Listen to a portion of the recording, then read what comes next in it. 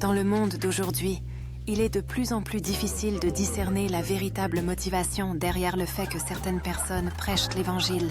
Beaucoup sont simplement des orateurs talentueux ou suffisamment astucieux pour attirer des foules sans véritable intention. D'autres prêchent uniquement pour maintenir leur existence, tirant profit de leur foi sur des plateformes publiques.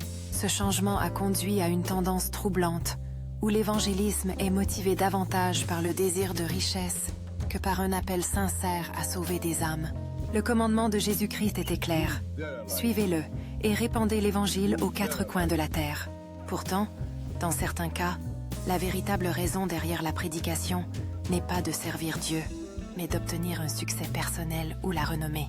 Pour certains, leur dévouement à transmettre des messages spirituels est un écran pour vivre confortablement et accumuler de la richesse. L'ironie est que de tels motifs déforment souvent l'essence même des enseignements de Jésus et laissent beaucoup de gens spirituellement perdus. Si vous êtes l'un de ceux qui prêchent avec des motifs cachés, sachez que Jésus vous appelle à la repentance. Il offre le pardon et une opportunité de réaligner votre cœur avec son dessein divin. Il est encore temps d'accepter Jésus-Christ comme votre sauveur et de le laisser devenir la véritable raison de votre prédication. Souviens-toi de ce que Matthieu 6,24 nous enseigne. Nul ne peut servir deux maîtres. Soit vous détesterez l'un et aimerez l'autre, soit vous serez dévoué à l'un et mépriserez l'autre. Il est clairement dit, tu ne peux pas servir à la fois Dieu et l'argent. Ce verset souligne l'importance de privilégier les valeurs spirituelles plutôt que les gains matériels. 1 Timothée 6,10 nous avertit que l'amour de l'argent est une racine de tous les types de mal.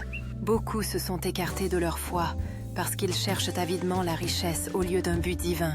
Percés de nombreuses peines, ils réalisent trop tard que la cupidité les a égarés.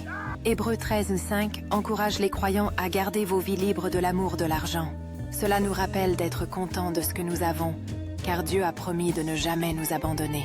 La réassurance de Dieu est une présence constante et inébranlable dans nos vies.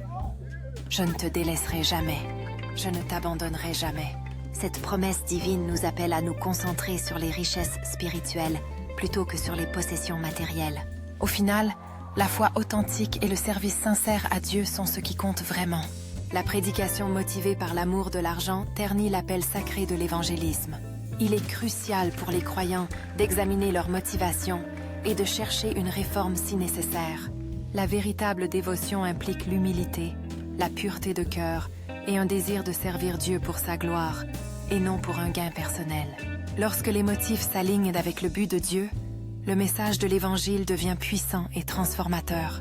Inversement, lorsque la cupidité et l'ambition déforment le message, il perd son intégrité divine. En tant que disciples du Christ, nous sommes appelés à être authentiques dans notre parcours de foi et nos efforts de prédication.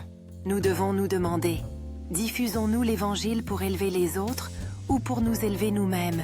L'appel de Jésus est à la sincérité et à l'amour, non pas au succès matériel ou à la réputation.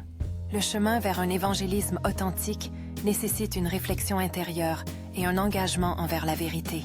La repentance est toujours accessible à ceux qui cherchent à réaligner leur motivation avec la volonté de Dieu. En agissant ainsi, nous honorons le véritable but de l'Évangile, sauver des âmes et glorifier Dieu seul. Vivre une vie ancrée dans la satisfaction et la foi nous libère de la quête incessante des richesses matérielles. Cette liberté nous permet de partager l'Évangile avec un véritable amour et compassion. Nos actions devraient refléter l'humilité et le désintéressement du Christ, et non la cupidité ou l'orgueil. Ce n'est qu'alors que notre prédication pourra véritablement refléter le message divin destiné à la salvation et à l'espoir.